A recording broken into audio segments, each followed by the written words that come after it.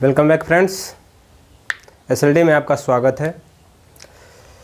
आज हमारा जो अध्याय है क्लास 12th का है। पहली बार क्लास 12th का हम क्लास ले रहे हैं आपकी, और यह चैप्टर है आपका भाग 2 का है। और चैप्टर का जो नाम है अध्याय 9 है, और इस चैप्टर का नाम जो है किरण प्रकाशिकी एवं प्रकाशिक यंत्र है। किरण प्रकाशिकी एवं प्रकाशिक यंत्र, यह अध्याय नंबर 9 है और यह भाग 2 है भौतिक विज्ञान का। चलिए ये देखते हैं। तो सबसे पहले हम ये जानते हैं कि प्रकाश है क्या। प्रकाश दोस्तों, क्या प्रकाश, इससे आप तो भली भांति परिचित होंगे। बचपन से लेकर ज्यों ज्यों जैसे जैसे आप बड़े होते गए तैसे तैसे प्रकाश आपके लाइफ में बढ़ता ही गया। देखिए प्रकाश, आप सीधी सी बात है, प्रकाश है क्या।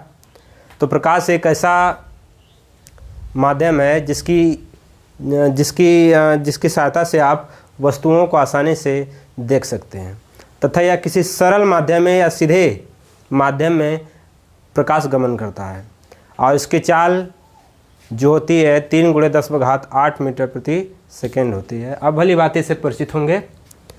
तो सबसे पहले हम इसमें यह देखेंगे, सबसे छोटी जो हमारी हेडिंग है वह है प्रकाश का परावर्तन। प्रकाश का परावर्तन दोस्तों, इंग्लिश में इसे बोला जाता है रिफ्लेक्शन ऑफ लाइट। क्या बोलते हैं?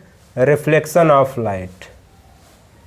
Reflection of light, reflection of light, प्रकाश का परावर्तन। चलिए आपको बताते हैं प्रकाश का परावर्तन है क्या। प्रकाश का परावर्तन है क्या दोस्तों, देखिएगा इधर। जब प्रकाश की किरण किसी समतल से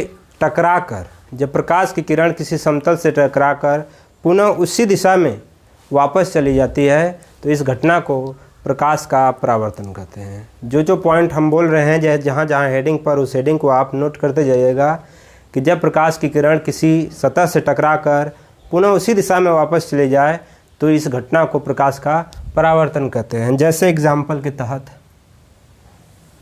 मान लीजिए यह कोई दर्पण है।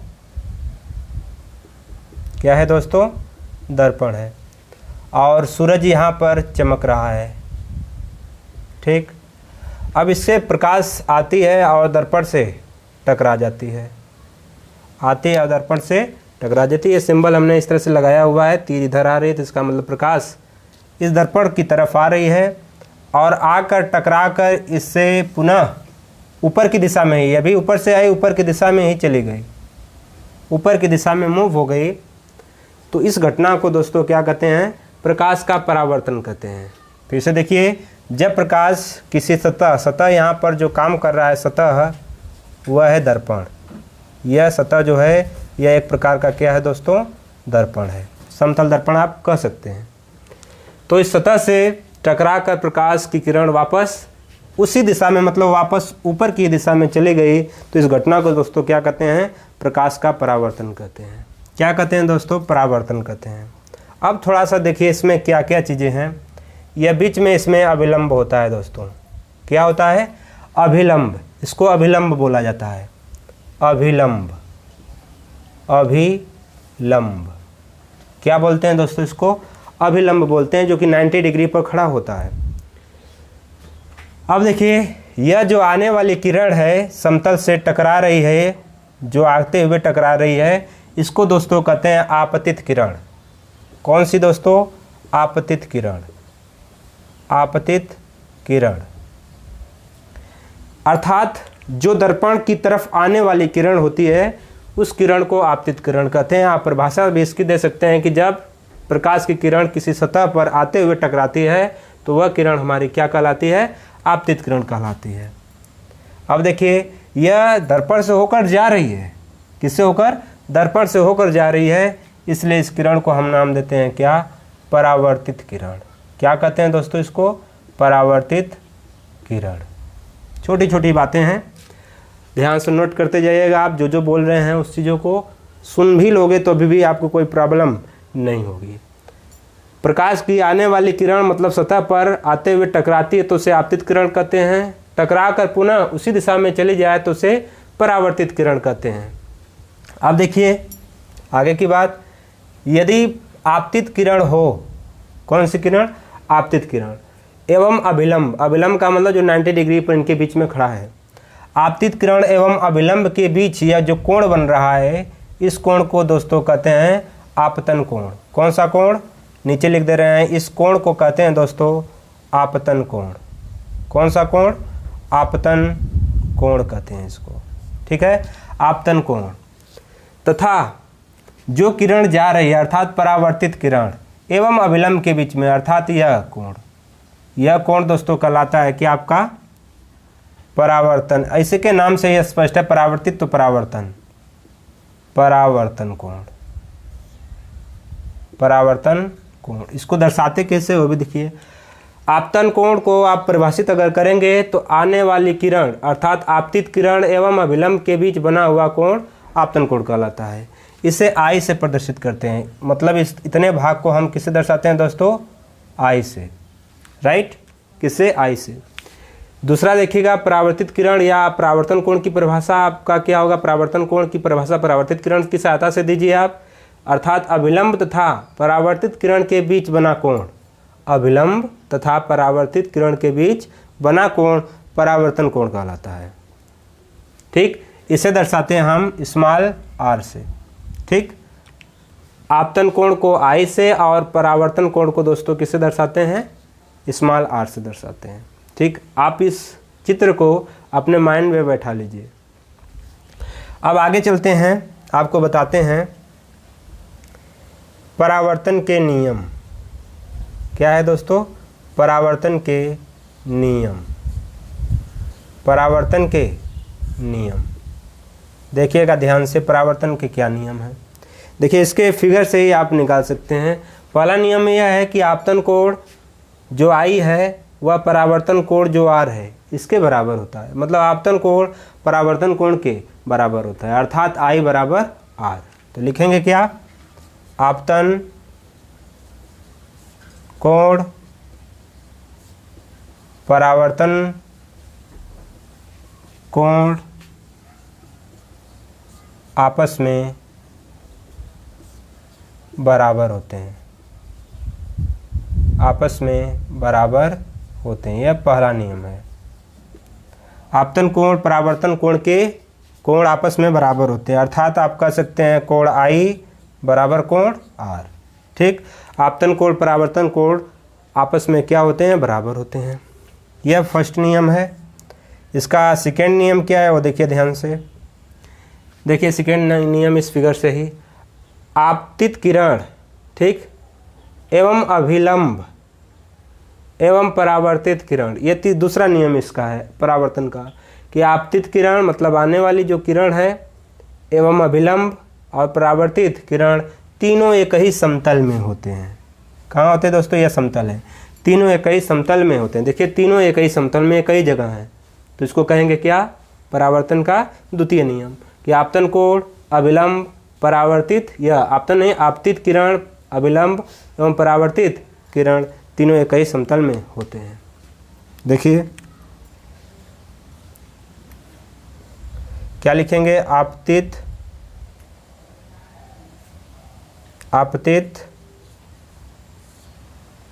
किरण अभिलंब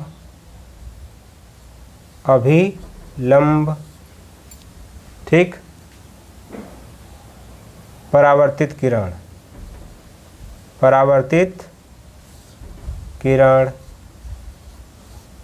तीनों एक ही समतल में होते हैं, एक ही समतल में होते हैं, एक ही समतल में होते हैं, एक ही समतल में होते हैं। ठीक है, अगर यहाँ पर आपको दिखाई न दे रहा हो तो आप ऐसे भी लिख लीजिएगा, आपतित किरण अभिलंब परावर्तित किरण ऊपर परावर्तित किरण तीनों एक ही समतल में होते हैं। राइट डाउन कर लेना, तीनों एक ही समतल में होते हैं। अब देखिए थोड़ा फिगर को मिटाकर आगे चल रहे हैं लेकर इस चैप्टर को। तो परावर्तन के नियम वेरी वेरी इंपॉर्टेंट हैं। पहला नियम क्या है, आपतन कोण परावर्तन के बराबर होता है परावर्तन कोण के, अर्थात I बराबर R, और आपतित किरण, अभिलंब तथा परावर्तित किरण तीनों एक ही समतल में होते हैं। यह आपका दूसरा नियम है। आगे चलते हैं थोड़ा।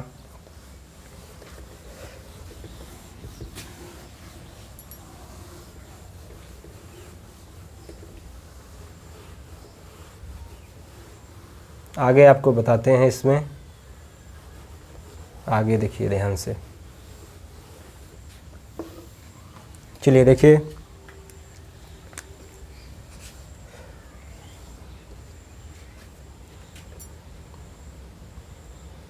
परावर्तन के प्रकार, परावर्तन के प्रकार,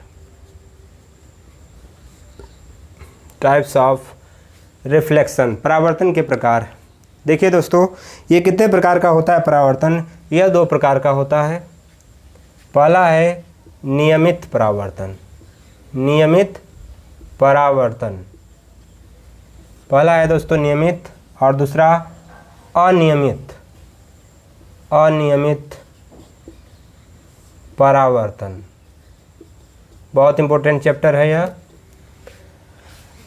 नियमित परावर्तन और दूसरा है दोस्तों अनियमित परावर्तन। ठीक, नियमित परावर्तन क्या होता है? देखिए ध्यान से, अगर कोई सतह चिकनी हो, समतल हो, यदि कोई सतह दोस्तों समतल हो, चिकनी हो, तो जब वहाँ प्रकाश की किरण आएगी तो वह जो परावर्तन होगा वह नियमित होता है। अर्थात सतह जिसका चिकना हो तो वह नियमित परावर्तन के अंतर्गत आता है, और जिसका सतह ज़्यादा खुरदुरा हो तो वह अनियमित परावर्तन के अंतर्गत आता है। जैसे हमने फिगर के तहत आपको दिखा रहे हैं, ये जो परावर्तन है दोस्तों, यह प्रकाश की किरण आई और आकर इधर चली गई, तो यह समतल है, इसलिए यह नियमित परावर्तन का उदाहरण है। किसका?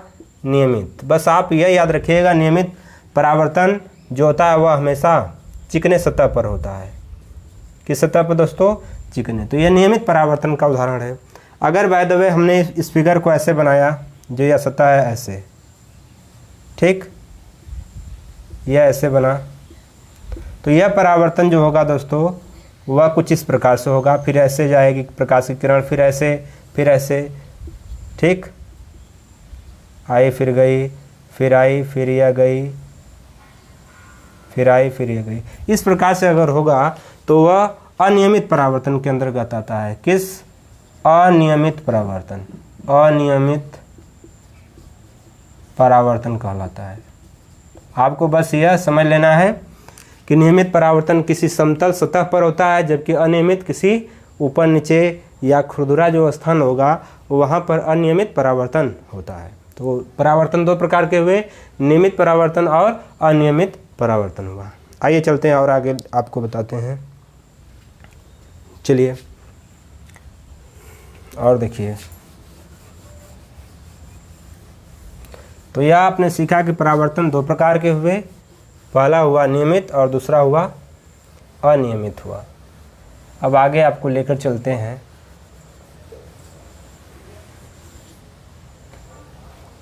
दर्पण पर। किस पर दोस्तों? दर्पण। लेकिन उसके पहले हम आपको बता देते हैं कि क्या और आप सीखोगे इसमें। देखिए ध्यान से,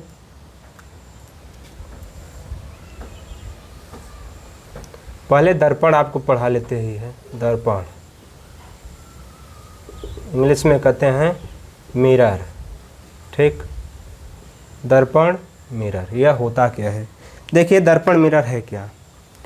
दर्पण वह एक प्रकार है, अर्थात दर्पण वह ऐसा एक भाग है जो प्रकाश की किरण को, अधिकांश प्रकाश की किरण को उत्सर्जित कर देता हो, तथा एक भाग जिस पर कालिख लगी हुई हो। तो क्या परिभाषा हुई कि दर्पण जो है कि अधिकांश भाग को, प्रकाश के अधिकांश भाग को परावर्तित कर देता है, मतलब 100 में 100%। यह जान लीजिए कि 100 में ये थोड़ा भी उसको अवशोषित न करे। तो अर्थात इसका परिभाषा क्या हुई कि दर्पण प्रकाश के अधिकांश भाग को क्या कर देता है? परावर्तित। परावर्तित का मतलब होता है दोस्तों उससे होकर टकराकर वापस चले जाना। तो और अधिकांश जो भाग होता है उसको परावर्तित कर देता है तथा उसके एक हिस्से की तरफ कालिख लगी हुई होनी चाहिए। अब देखिए ध्यान से, दर्पण के प्रकार, कि दर्पण कितने प्रकार का होता है। दर्पण के प्रकार, दर्पण के प्रकार, चलिए देखिए, दर्पण दोस्तों जो होता है वह 2 प्रकार का होता है। पहला है गोलीय दर्पण, क्या है दोस्तों, गोलीय दर्पण, और दूसरा जो है वह है समतल दर्पण, समतल दर्पण। पहला है दोस्तों गोलीय दर्पण और दूसरा है समतल दर्पण। ठीक, पहला है गोलीय, अगर दर्पण के प्रकार है तो आप बताओगे 2 प्रकार, पहला है गोलीय और दूसरा है क्या, समतल दर्पण। ठीक, गोलीय दर्पण जो होता है वह 2 प्रकार का होता है। कितने प्रकार का दोस्तों, 2 प्रकार का। पहला है अवतल दर्पण, अवतल दर्पण, पहला है दोस्तों क्या, अवतल दर्पण। ठीक, और दूसरा है उत्तल दर्पण, उत्तल दर्पण। ठीक, गोलीय दर्पण 2 प्रकार का होता है, पहला है अवतल दर्पण और दूसरा है उत्तल दर्पण। समतल दर्पण के प्रकार नहीं है, बस यह एक ही है, समतल दर्पण है। तो आपने सीखा क्या कि दर्पण के प्रकार में, दर्पण अगर कोई पूछे या पेपर में आता है आपका दर्पण के प्रकार बताइए, तो आप 100% ये आप जान गए होंगे कि यह 2 प्रकार के होते हैं। पहला होता है गोलीय दर्पण एवं दूसरा होता है दोस्तों क्या, समतल दर्पण।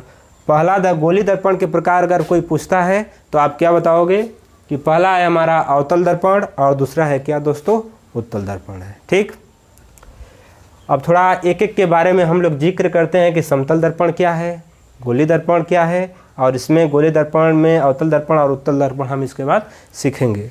देखिए, पहले हम पढ़ा लेते हैं जो छोटा सा है समतल दर्पण, इसकी खासियत क्या है, प्रतिबिंब कैसे बनता है, इसके बारे में हम आपको बता देते हैं।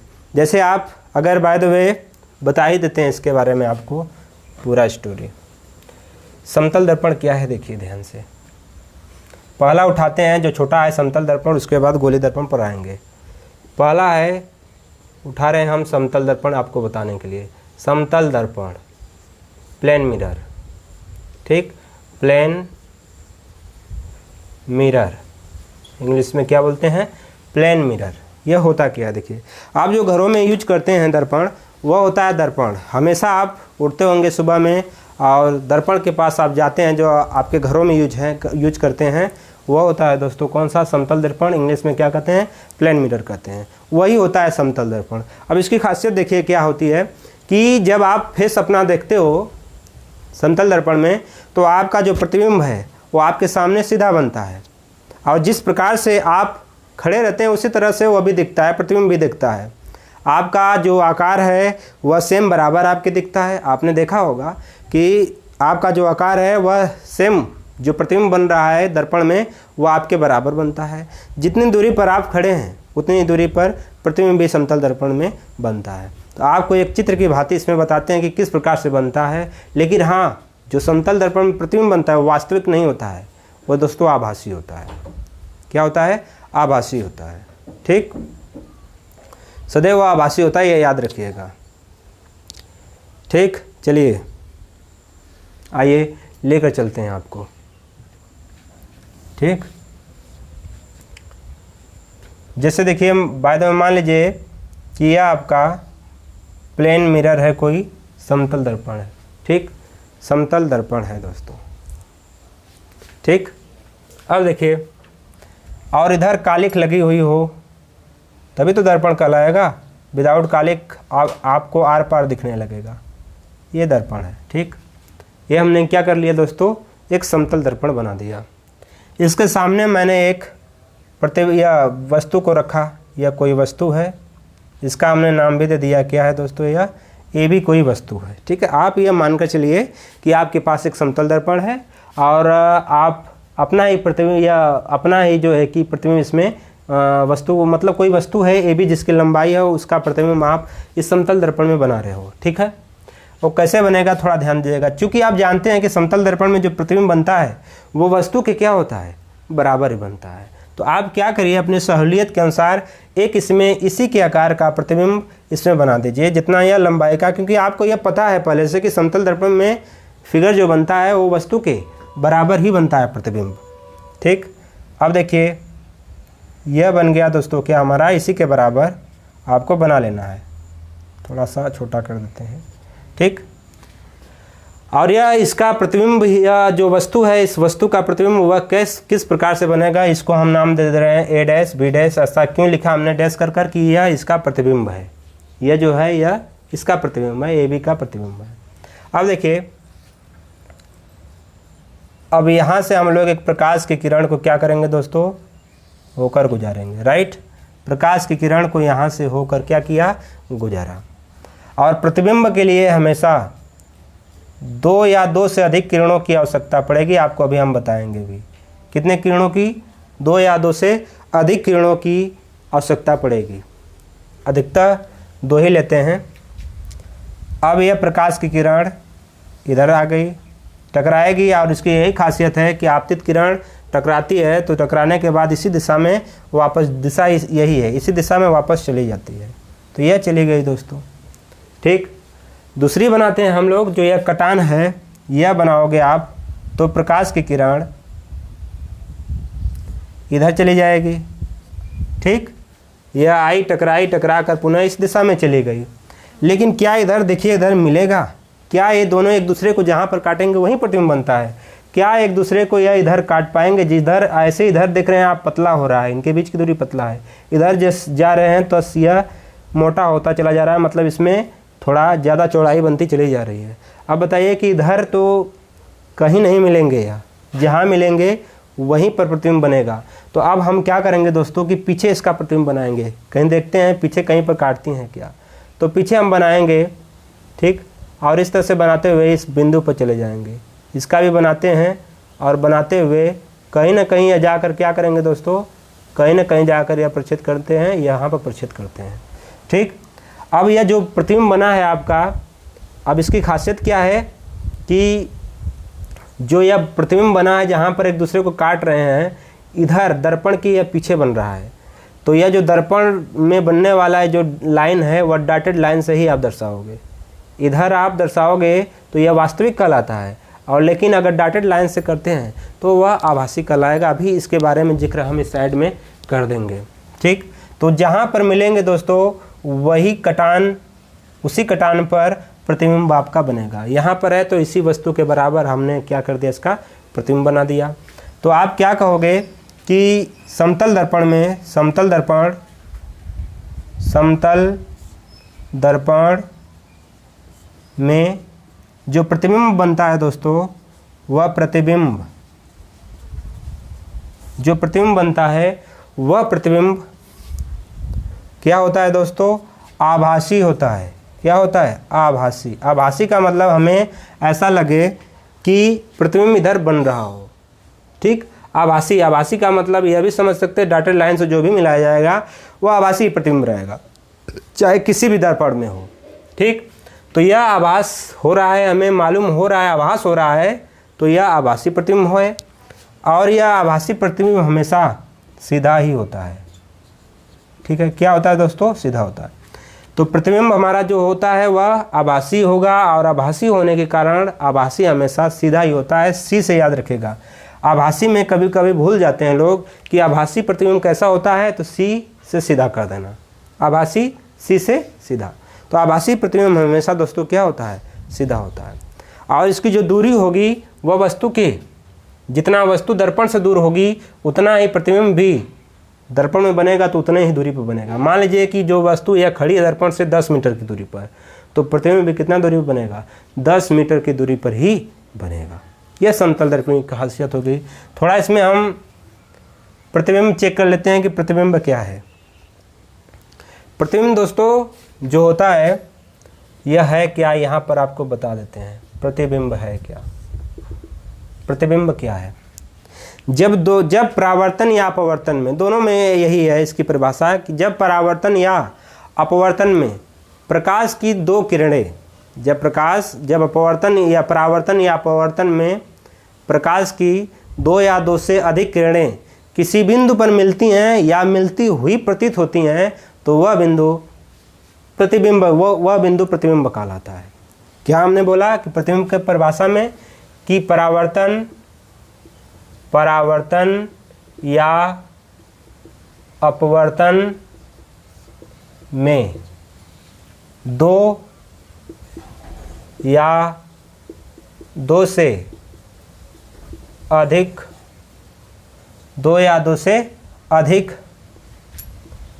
प्रकाश की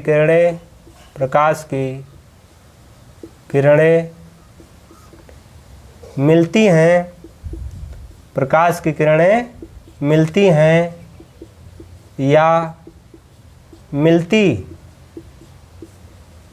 हुई प्रतीत होती हैं,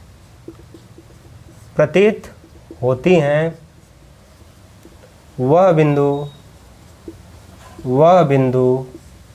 प्रतिबिंब कहलाता है। क्या कहलाता है दोस्तों? प्रतिबिंब कहलाता है। ठीक, प्रतिबिंब कहलाता है। परावर्तन या अपवर्तन में दो या दो से अधिक प्रकाश की किरणें मिलती हैं या मिलती हुई प्रतीत होती हैं तो वह बिंदु प्रतिबिंब कहलाता है। जो प्रतिबिंब होता है दोस्तों वह दो प्रकार का होता है। पहला होता है वास्तविक प्रतिबिंब। कौन सा दोस्तों? वास्तविक प्रतिबिंब, जिसे इंग्लिश में रियल इमेज कहते हैं। आप लोग रियल इमेज लिख लीजिएगा वहाँ पर। दूसरा आभासी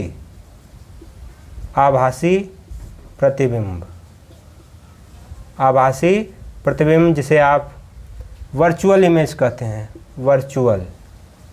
ठीक है, वर्चुअल इमेज कहते हैं। पहला है वास्तविक प्रतिबिंब और दूसरा है क्या? आभासी प्रतिबिंब। वास्तविक प्रतिबिंब जो वास्तविक रियल में काटे, जैसे यहाँ पर अगर कोई काट दे किरण इस दिशा में, ऐसे कर काटे, अगर वायदे में मान लीजिए कि ऐसे जा रही है प्रकाश की किरण और ऐसे काट दी, तो यह रियल वास्तविक घटना हो रही है, सच की घटना हो रही है, तो इसको हम वास्तविक प्रतिबिंब कहते हैं। ठीक, वास्तविक प्रतिबिंब। और जो आभासी प्रतिबिंब होता है दोस्तों, उसे हम डॉटेड लाइन से दर्शाते हैं। कैसे? डॉटेड लाइन से। ठीक, डॉटेड लाइन से, ऐसे डॉटेड लाइन से दर्शाते हैं। ठीक, तो वह आभासी प्रतिबिंब होता है। तो याद रखिएगा, वास्तविक प्रतिबिंब हमेशा रियल, मतलब इस प्रकार से ऐसे काट रहा हो तो हम उसे वास्तविक प्रतिबिंब कहेंगे, और यदि डॉटेड लाइन से काट रहा हो तो उसे हम हमेशा क्या कहेंगे? आभासी प्रतिबिंब कहेंगे।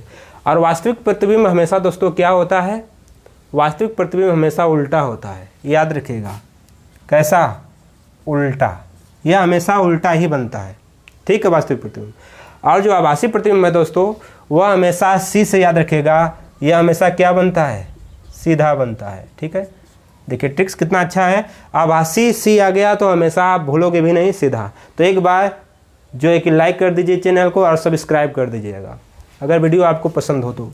वास्तविक प्रतिबिंब हमेशा उल्टा, आभासी से याद रखिएगा, आभासी हो गया तो सीधा हो जाएगा और वास्तविक हो गया तो दोस्तों उल्टा हो गया। थम्स अप का चिन्ह जरूर दीजिएगा। चलिए आइए चलते हैं आगे, थोड़ा बताते हैं आपको। तो समतल दर्पण की क्या खासियत है कि प्रतिबिंब हमेशा दोस्तों कैसा बनेगा? आभासी और सीधा ही बनता है। ठीक है, आभासी और सीधा बनता है।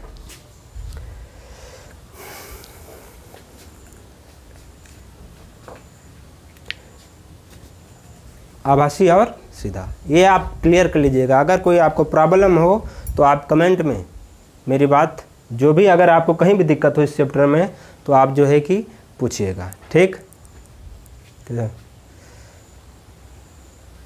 है, चलिए आइए कमेंट में ज़रूर इस बात को लिखिएगा। आइए लेकर चलते हैं, आपको बताते हैं समतल दर्पण में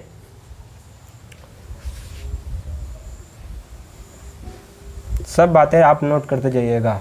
जो भी परिभाषाएं मैं बोल रहा हूं, क्योंकि बोर्ड पर लिखने से नहीं होता है, समझने से होता है। अगर आप समझ गए पॉइंट तो आप अपने से भी लिख सकते हैं।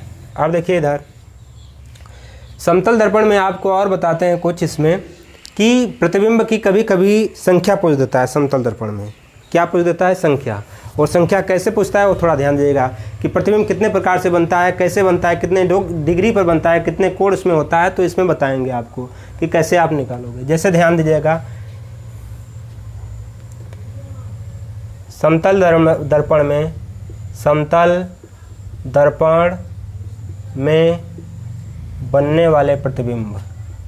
बनने वाले प्रतिबिंब की संख्या, प्रतिबिंब की संख्या, समतल दर्पण में बनने वाले प्रतिबिंब की संख्या n बराबर होता है 360/थीटा। क्या होता है दोस्तों? संख्या नंबर कहते हैं, n बराबर होता है 360/थीटा। अगर मान विषम में आता है दोस्तों, किसमें? विषम में। अगर मान विषम में आ गया तो वही आपका क्या होगा? आंसर होगा। जैसे एक एग्जाम्पल के तहत हम बता रहे हैं, मान लीजिए कि ऐसे आपको बता दे रहे हैं कि यह कोई दर्पण है, ठीक, प्रकाश की किरण आ रही है, ये दो प्रकार के ऐसे कर रहे हैं, ये दो प्रकार के दर्पण हैं दोस्तों। क्या है? दर्पण है। और इनके बीच में दोस्तों थीटा कोण बना हुआ है। जैसे आप सैलून में जाते हैं तो उसमें देखते होंगे कि बहुत जो है कि संख्या दिखती होगी, प्रतिबिंबों की बनने वाली संख्या पीछे बहुत दिखती होगी। तो आप क्या याद रखोगे कि ये जो झुकाव होता है दर्पणों का वह कितने डिग्री पर रखा जाए, ठीक है। तो यह हमने कर लिया थीटा है। तो आपको यह सूत्र याद रखना होगा कि n बराबर होता है 360/थीटा। अगर विषम होगा तो वह आपका राइट आंसर होगा। जैसे में विषम लाने के लिए हम थीटा का मान कोई उठाकर आपको रखते हैं। मान लीजिए कि दो समतल दर्पण हैं और इनके बीच में जो कोण है 40 डिग्री का है। कितने डिग्री का? 40। मतलब थीटा का मान आपको दिया है 40 डिग्री का।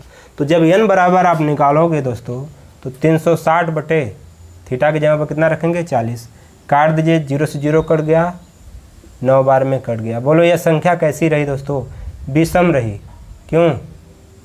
विषम रही दोस्तों। कैसी रही? विषम रही। अब जब विषम है दोस्तों, क्योंकि विषम आप जानते हैं 2 से कटता नहीं है, जो वही विषम होता है, तो 2 से 9 नहीं कटेगा, इसलिए यह विषम रहा।